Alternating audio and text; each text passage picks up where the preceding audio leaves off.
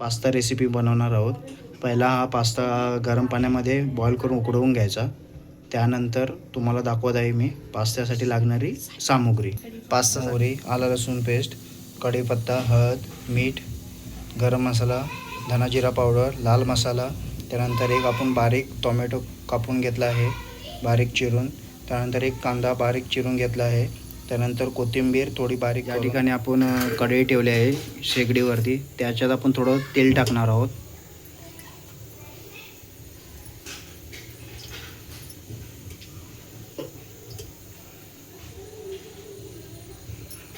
थोडं तेल गरम झाल्यानंतर मस्त तेल आता झालं आहे।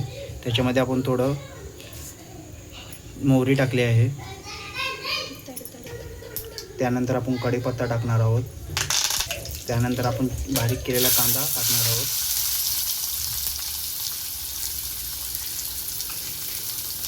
कांदा मस्तपैकी फिरवून भाजून घेणार आहोत आपण मस्तपैकी। कांदा लाल होईपर्यंत मस्तपैकी भाजून घ्यायचा आहे। कांदा लाल होईपर्यंत मस्तपैकी फिरवत राहायचं थोडा। त्याच्यामध्ये आपण आता टोमॅटो ॲड करत आहोत। थोडा टोमॅटो टाकल्यानंतर टोमॅटो मॅच होईपर्यंत। त्यानंतर आपण अद्रक लसूण पेस्ट टाकणार आहोत।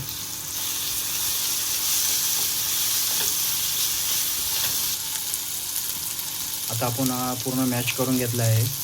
त्याच्यामध्ये आता आपण लाल तिखट मसाला टाकत आहोत। त्यानंतर हळद, त्यानंतर धना जिरा पावडर, त्यानंतर गरम मसाला। तो पूर्ण मिक्स करून घ्यायचा। त्यानंतर पास्ता मसाला। जो पास्ता बॉईल करून घेतला होता त्यातलं पाणी काढून घेतल्यानंतर आपण जो कढईमध्ये आपण सर्व मिक्स केलं होतं त्याच्यामध्ये पास्ता मिक्स करणार आहोत।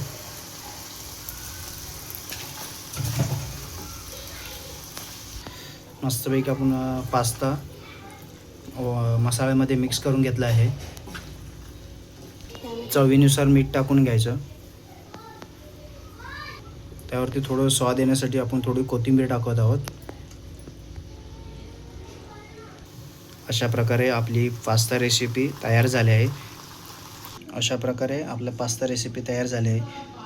नक्कीच जर तुम्हाला आवडले असेल तर माझ्या चॅनलवरती नवीन असाल तर माझ्या चॅनलला सबस्क्राईब करा, लाईक करा आणि कमेंट करायला विसरू नका।